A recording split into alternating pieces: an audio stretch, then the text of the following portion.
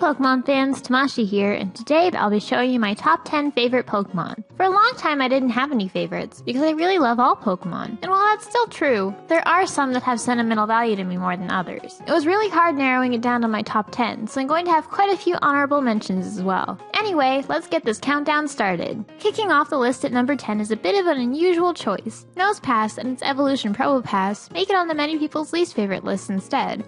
When I was a kid, I had a big giant nose.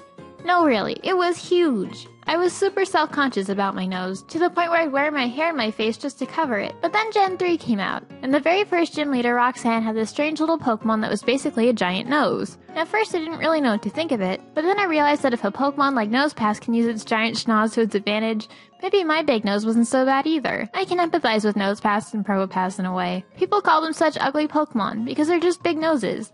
And I know if someone put me on a least favorite list for my big nose, I'd feel so sad. So don't worry guys, your noses make you some of my favorite Pokemon.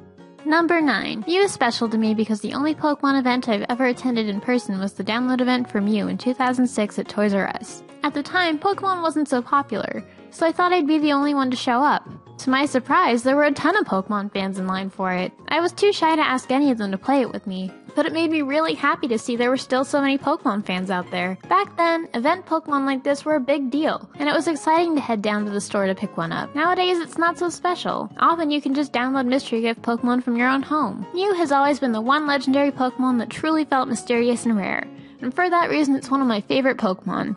And hey, it looks like a kitty. What's not to love? Number 8. Heracross. There are a few reasons why I like this Pokemon. The first of which being that it reminds me of what inspired the concept of Pokemon. As many of you know from the first episode of Pokemon Beta Secrets, part of what inspired Satoshi Tajiri to come up with Pokemon was his childhood love of catching bugs, particularly beetles, and how he would like to study them.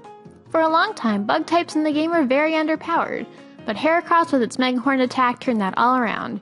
It was durable, it was tough, and it was just what the typing needed to give it some real clout. But it's not the only reason I like it. On the day I met Justin in person, we exchanged Pokemon plushes. I gave him my first ever plush, a Pikachu, and he gave me a plush of one of his favorite Pokemon, Heracross. Whenever I missed him, whenever I was feeling scared, it was Heracross that made me feel better.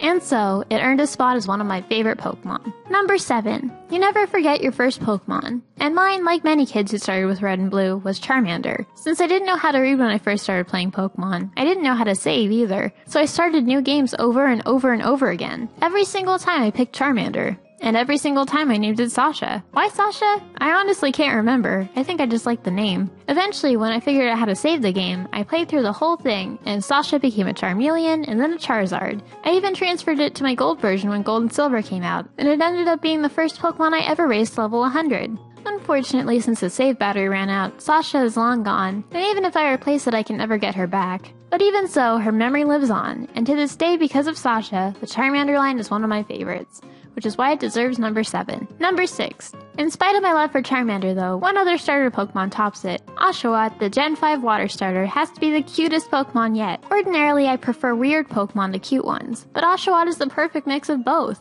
I've always loved otters, and it's about damn time they made an otter Pokemon. Much like Sasha, my Samurott Elanma was the first Pokemon in a long time I raised to level 100. I guess this one is more based on design than sentimental value, but I do love the new as much as I love the old, so it's fitting that a brand new Pokemon would take the number 6 spot. Number 5. To explain this one, I'm going to need to tell you a story. When I was in middle school, I played 3rd Gen over and over.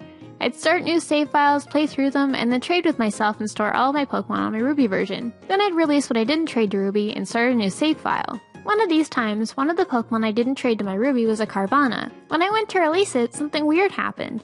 It came swimming back. I was astounded. I had never had that happen before. I know now that it's a normal part of the game, and that it happens because it's your last Pokemon that knows Surf. And the game doesn't want you to be stranded in case you're in a place that you have to surf to get away from. But at the time, I was super touched that this Carvanha liked me that much. And ever since, Carvanha and its evolution Sharpedo have been some of my favorite Pokemon. Number 4. Lilligant is a beautiful Pokemon that's also a ton of fun to play with. Its move pool is great, and it allows you to use it a ton of different ways. With Own Tempo, it can use Petal Dance and not get confused, it can learn Sleep Powder to put enemies out of commission, and Dream Eater to recover health. And it can even learn Quiver Dance to boost its stats. Not only does it have a great design and playstyle, but it's based off of my favorite flower, lilies. Along with Elanma, Thalia my Lilligant is finally level 100, and it was a joy to have on my team. Number 3. It's story time again. So when I was a kid, my stuffed animals were my favorite toys, and I made up unique personalities, backstories, and epic adventures for each one of them. Some kids had imaginary friends, but I had my stuffed animals, and I truly believe they were really alive in some way. I remember once I even cried and apologized to my favorite one, Cheesy, for playing too rough with him. I still have nearly all of them, and the ones I don't have I donated to charities and Goodwill, so the kids might be able to play with them still, and they'll be loved and happy for a long time to come.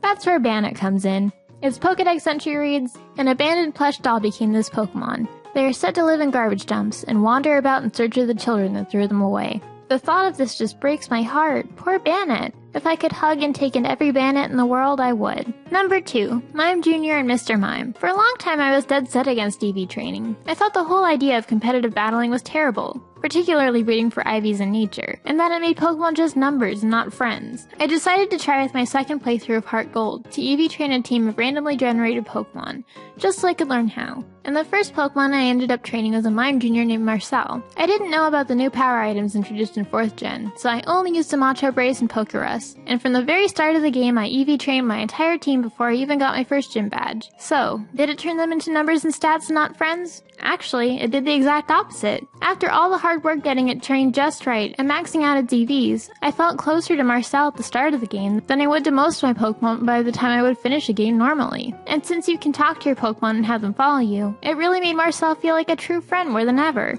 As he grew up and evolved into a Mr. Mime, he proved to be a really reliable companion. He had great special defense, great special attack, a great move pool for coverage, and overall he worked really hard for me and the team. Even though he has a detrimental nature, and I don't know what his IVs are, he's still a great Pokemon. And he showed me you don't have to sacrifice the sentimental to train your Pokemon to their full potential. So the whole team ended up being one of the best teams I've ever raised.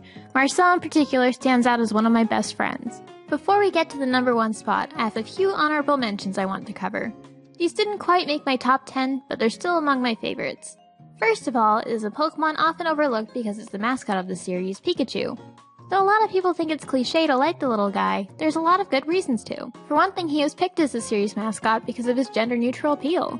It was cute enough that girls would like it, but still cool enough at the same time that boys would like it. And I think it's great that they put that much thought into what they wanted to represent the franchise. Not only that, but it's a really cool Pokemon to battle with. Thanks to the Light Ball, it's actually a viable Pokemon without needing to evolve it completely. And if you use it right, it can be a tough force to reckon with.